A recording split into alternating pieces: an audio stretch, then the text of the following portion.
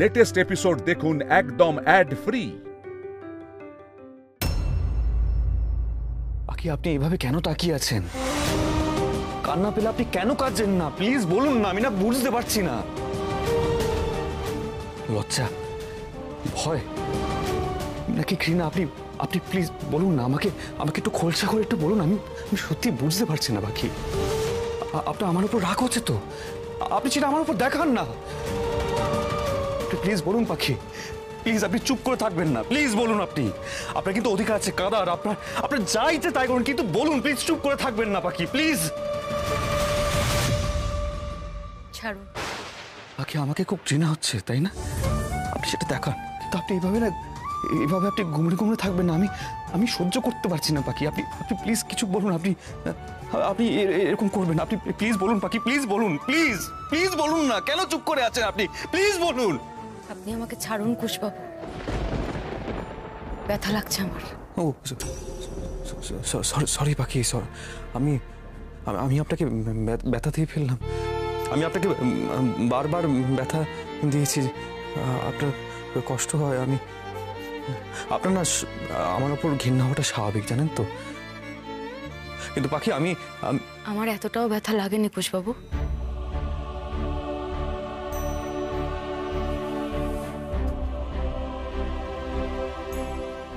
এত ভাববেন না। এখন কারোর কোনো কথা, কোনো ব্যবহারেই আমি আশ্চর্য হই না, আমার গায়ে লাগে না। কেন কে জানে? জানি না।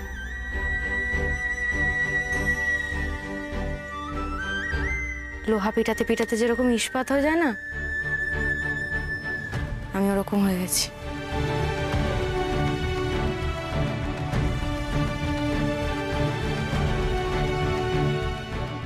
কোনো অনুভূতি ছাড়াই যেমন দিব্যি জীবন কেটে যাচ্ছে, চলুক না। বোঝা বাড়ি আর লাভ কি বলুন তো? একটাই তো মানুষ ছিল আমার, যাকে মনের দুটো কথা বলতে পারতাম। সেই তো নেই, সে তো চলে গেছে, আর তো ফিরবে না, আর ফিরবে না, চলে গেছে।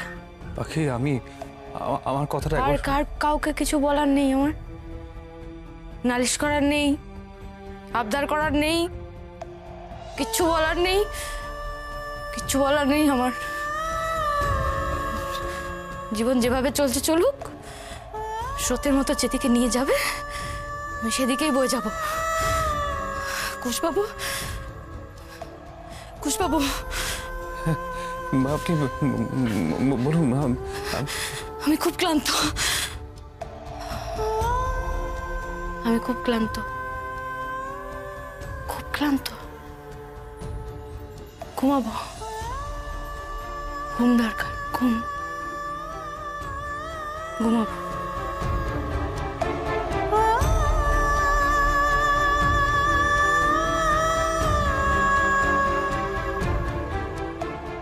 কোথাও যাও না, আপনি বিশ্রাম, ঘুমিয়ে।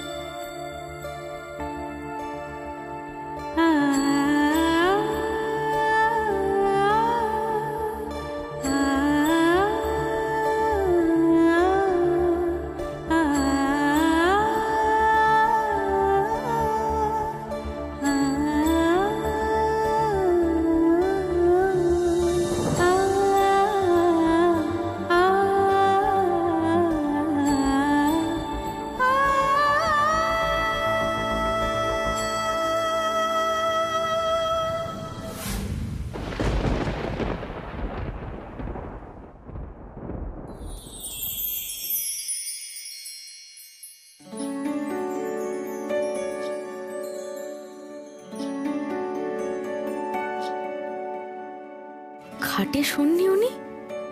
সারা রাত পাতলা চাদরের ওপর এখানে আমার পাশে শুয়ে ঘুমিয়েছেন কেন?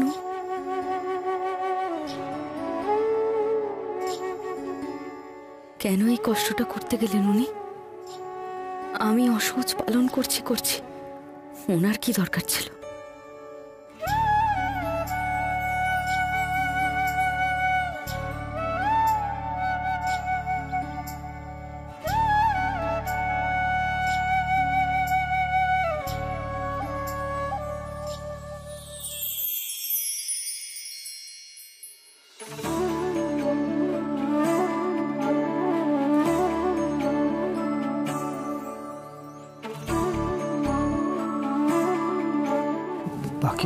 বাকি আরে ও রাঙাবো, বলি নিচে আসবে নাকি আজকের দিনটা ঘরে বসেই কাটাবে ঠিক করেছো?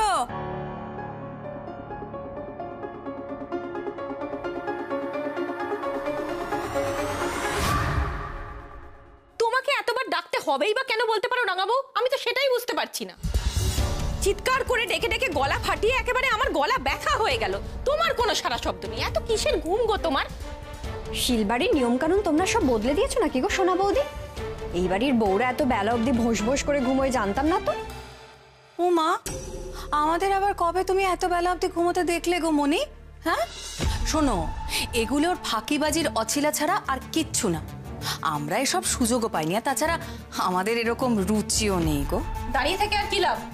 যাও, অনেক বেলা হয়েছে, রান্নাঘরে গিয়ে খাবার দাবার করো। সকলের জন্য খাবার করো, যাও।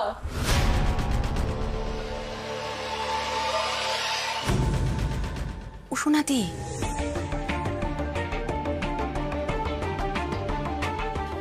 সোনাদি ওর রান্নাঘরে। চুপ কর না, দেখ না মজাটা কি হয়।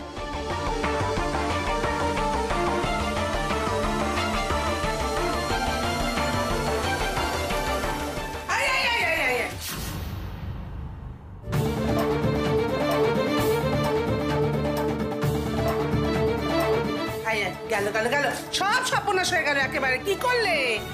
আমি কি করলাম? কি হয়েছে? কি হয়েছে মানে?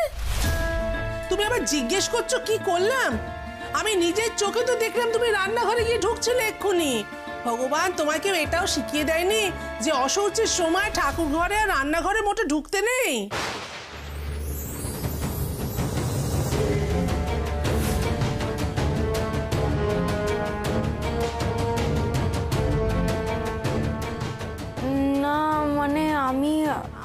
তুমি আমার আমতাচ্ছ কেন? আমি তো নিজের চোখে দেখলাম তুমি কাণ্ডটা করছিলে। কি মুশকিল বাপু বলো দেখিনি, সব তো এরকম পদে পদে শেখানো যায় না। এই তো এখানে আতান্তরে পড়ে যাচ্ছি তোমাকে নিয়ে, কত শেখাবো বলো তো? হ্যাঁ, কি সর্বনেশের মেয়ে তোমরা বলো দেখিনি। হ্যাঁ, একের পর এক নিজের ইচ্ছে কাজকর্ম করেই যাচ্ছে। না বড় মা, আসলে আমি এই নিয়মটার কথা জানতাম না। নিয়মটা জানলে রান্নাঘরের দিকে পা বাড়াতাম না। আমাকে ফুল দিদি আর সোনা দিদি জল খাবার বানাতে বললো, তাই আমি। মা দেখেছো সোনাদি, দেখেছো কি সাংঘাতিক মিথ্যেবাদী মেয়ে রে বাবা। আমরা তোমাকে বলেছি জল খাবার করতে? সত্যি রাঙাবো, তুমি আমাদের কি ভাবো বলো তো? আমরা তোমাকে রান্নাঘরে ঢুকতে বলবো কেন গো? আমরা কি কোনো নিয়ম কানুন জানি না? শিলবাড়ির বউ হলে অনেক নিয়ম কানুন মেনে চলতে হয়। কই, আমরা তো কখনো বেনিয়ম করি না। এখানে কোনো বেনিয়ম চলে না। মা আপনি বলুন না, কখনো দেখেছেন আমাদের কোনো বেনিয়ম করতে? এই তো মনি আছে। বলো না মনি, তুমি বলো। আমাদেরকে বলতে শুনেছো এরকম কথা? অমন কথা আমরা মোটেই বলতে পারি না মা। একেবারেই না, বললে আমি শুনতাম না। আর তোমরা কি ওরকম অশিক্ষিত বোকা নাকি যে এরকম কথা বলবে?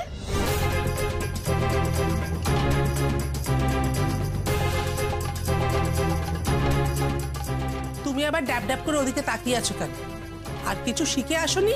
খালি এইটা শিখে এসেছো কি করে অন্যের ঘরে দোষ চাপানো যায়? হ্যাঁ, এই মাত্র বললে যে সোনা বউ আর ফুল বউ তোমাকে বলেছে রান্নাঘরে ঢোকবার জন্য।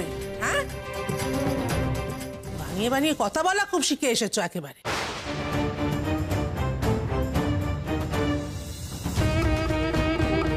বড় মা, আমি এইসব নিয়মগুলো সত্যিই শিখে উঠতে পারিনি। কে শেখাতো? মা। আর আপনি তো জানেন আমাকে জন্ম দিয়েই আমার মা চলে গেছেন। আর ছিল বাবা, বাবারও সময় ছিল না, আর কোনোদিনও হবেও না। কেউ তো কোনোদিনও ছিলই না যে বলে দেবে কোনটা ভুল কোনটা ঠিক। আর এই সুযোগ কোনোদিনও আর হবেও না। আগেও ছিল না, এখনো কেউ নেই আমার। তাই আমি শিখে উঠতে পারিনি যে অশৌচের সময় কি করা উচিত কি করা উচিত না, কি করতে হয় কি করতে হয় না। আপনাদের কোনো অসুবিধা করে থাকলে নিজের অজান্তেই করে ফেলেছি। পারলে নিজ গুণে ক্ষমা করে দেবেন। আর এই ভুলের জন্য যদি কোনো শাস্তি দিতে হয় দেবেন।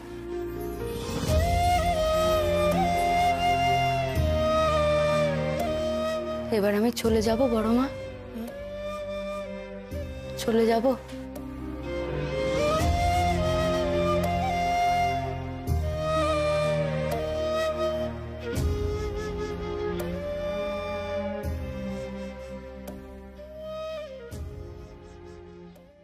বাবা, তোমার মেজাজটা ভালো নেই মনে হচ্ছে।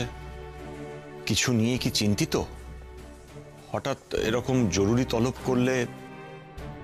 চিন্তার অনেক কারণ আছে অজিত। তুমি তোমার পড়াশোনা নিয়ে ব্যস্ত, আমার বয়স হয়েছে, তবু অব্যাহতি নিতে পারছি না। কার উপর ছাড়বো ব্যবসা? একে বাজার ভালো নয়, তার উপর তোমার দুই ভাই। কেন বাবা, সমর কিরণ তো ভালোই সামলাচ্ছে।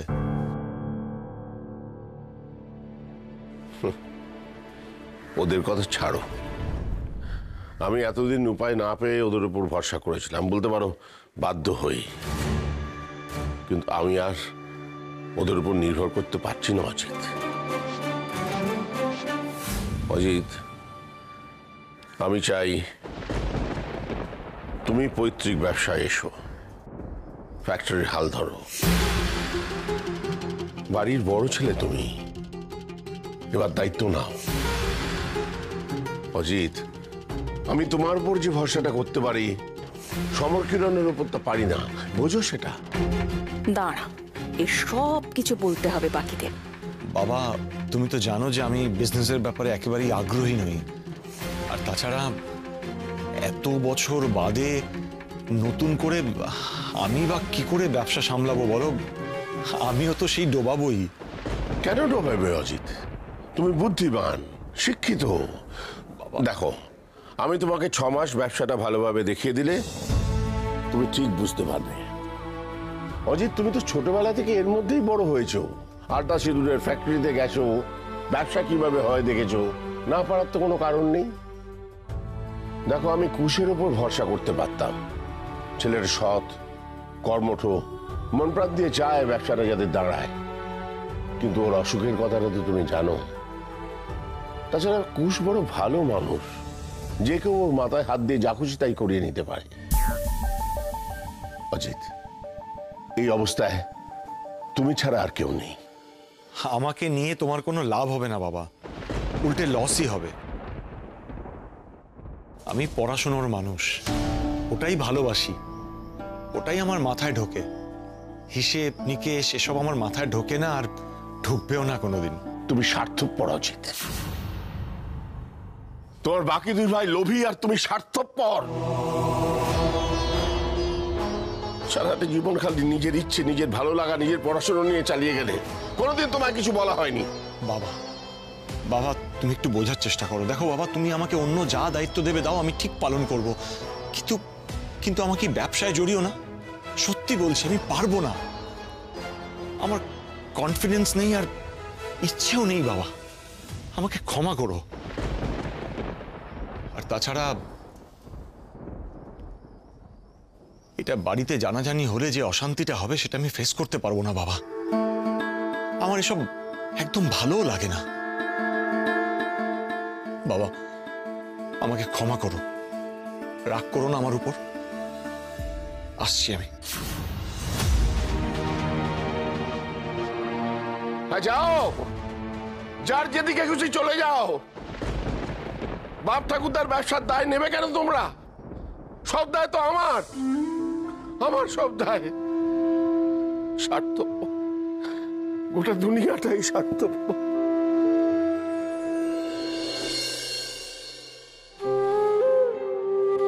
কেমন চলে গেলে না বাবা, মেয়েটাকে অত দূরে রেখে এলে, ভুলে গেলে। ছোট থেকে তো কখনো তোমায় কাছেও পাইনি গো। বড় হলাম, ভাবলাম এবার সময় এসেছে তোমার কাছে যাব। তুমি না নিয়ে যাও, আমি তো পারবো। যখন মন চাইবে তখনই যেতে পারবো। তো সে তো আর হলো না। তুমি কেন চলে গেলে গো বাবা? আমাকে এমন এমন মাছ দরিয়ায় ফেলে রেখে গেলে, যেখানে থাকতে গেলে আমাকে রোজ লড়াই করে বেঁচে থাকতাম। দম আটকে যাবে, তবু বেঁচে থাকতে হবে। তুমি বেঁচে থাকলে তো আমার এরকম অবস্থা হতো না, বলো? তাহলে কেন চলে গেলে? এত এত তাড়া ছিল তোমার? আর একটু তর্স হয়েছিল না বাবা? চলে যেতে হলো, চলে যেতে হলো। চলে গেলে আমাকে ছেড়ে। পাখি, ও আপনি এসে গেছেন না? ফ্যাক্টরিতে যাবেন তো? জামা কাপড়গুলো বার করে দিই। পাখি আপনি এরকম কেন করছেন পাখি? হ্যাঁ, আপনি নিজেকে এইভাবে শক্ত করে কেন রেখেছেন? আপনি আপনি আমার কথাটা একবার শুনুন না পাখি। আপনার যখন কষ্ট হচ্ছে আপনি সেটা সেটা কেন প্রকাশ করছেন? এখন থাক না কুশবাবু। আমি জানি পাখি, একটা মানুষ ভেতরে ভেতরে কতটা কষ্ট পেলে, কতটা কান্না জমি রাখলে তারপর এরকম পাথর হয়ে যায়। কিন্তু আপনি না এটা করবেন না। আপনি আমার কথাটা একবার শুনুন পাখি। আপনি আমার কথাটা শুনছেন না, প্লিজ পাখি, এরকম করবেন না। কিন্তু আপনারই কষ্ট হবে। আপনি কেন কাঁদছেন না বলুন না পাখি? শুনুন না আমার কথাটা। আপনি কেন কাঁদছেন না? প্লিজ কাঁদুন, এবার মনটা হালকা করুন প্লিজ পাখি। আমার চোখের জল শুকিয়ে গেছে কুশবাবু। আমার বাবা চলে গিয়ে আমার সব অনুভূতিগুলোকে ভোঁতা করে দিয়ে গেছে। এই কথাগুলো আপনার অভিমানের কথা। যার কাঁধে মাথা রেখে কাঁদতাম, সেই মানুষটাই যখন নেই, তখন আমার চোখের জলের কোনো মূল্যও নেই। আমি জানি পাখি, আমি অন্যায় করেছি। আমাকে ক্ষমা করা যায় না? আমরা কি বন্ধু হতে পারি না? বন্ধু যে বন্ধুকে মিথ্যে কথা বলে না গো।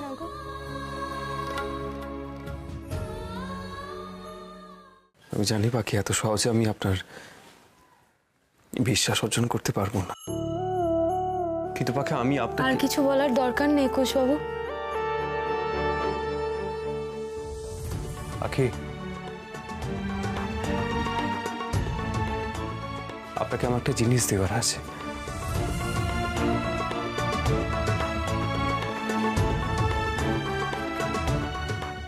এটা আপনারই জিনিস পাখি। এতে শুধুমাত্র আপনারই অধিকার আছে। বাবাকে তো শেষ দেখা দেখতে পাননি, সেটা নিয়ে আপনার আফসোস কতটা, সেটা না বললেও বোঝা কঠিন নয়। তার একটা শেষ চিহ্ন রয়ে গেছে। ভেবেছিলাম রবীন্দার মেয়ের সঙ্গে দেখা হলে দেব। আপনি ভুলে গেছেন তাই তো? জানি আমি।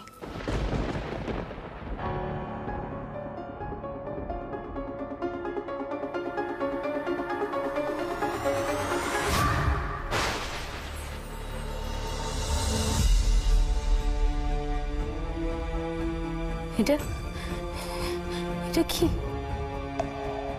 কার বাচ্চা বেটা? রবীন্দ্র।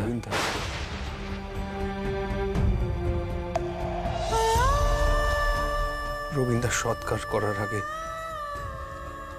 এটা আমি তুলে রেখেছিলাম পাখি।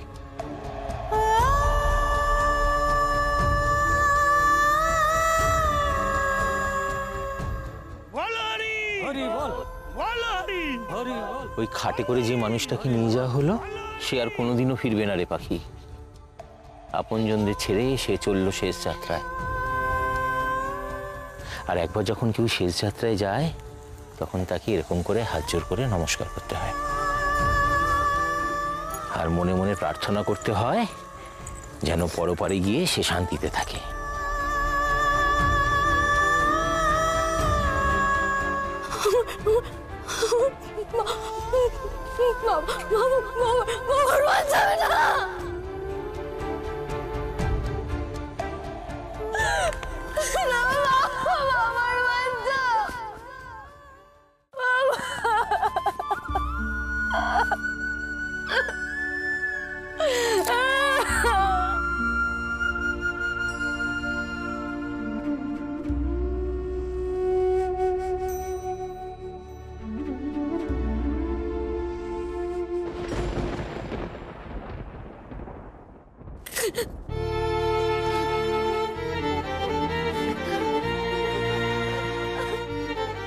বাকি আপনার বোধহয় এখন একা থাকতে ইচ্ছে করছে।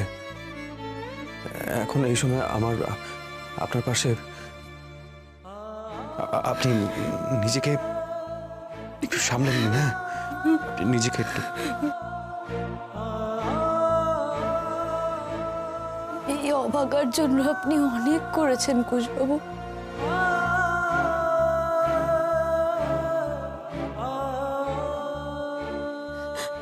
আমার বাবা বলতো, যদি তোমার একটু কেউ উপকার করে তাকে কোনোদিনও ভুলো না, সারা জীবন কৃতজ্ঞ থেকো, প্রতিদান দিও।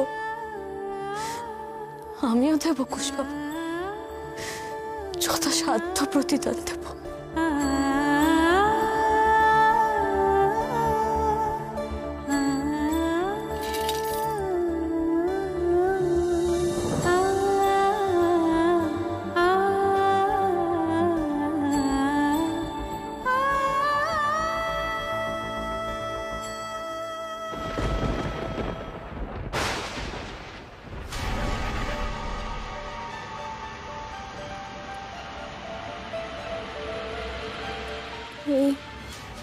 এই নুপুরটা এখানে কি করছে? কুশবাবুর কাছে এই নুপুরটা কেন? কার জন্য কিনেছেন উনি? এইসব বড়লোক বাড়ির ছেলেদের কোনো বিশ্বাস নেই। এদের একটা বউয়ে আশ মেটে না, বুঝলি? ঘরের বাইরেও এরা আলাদা মেয়ে মানুষ রাখে।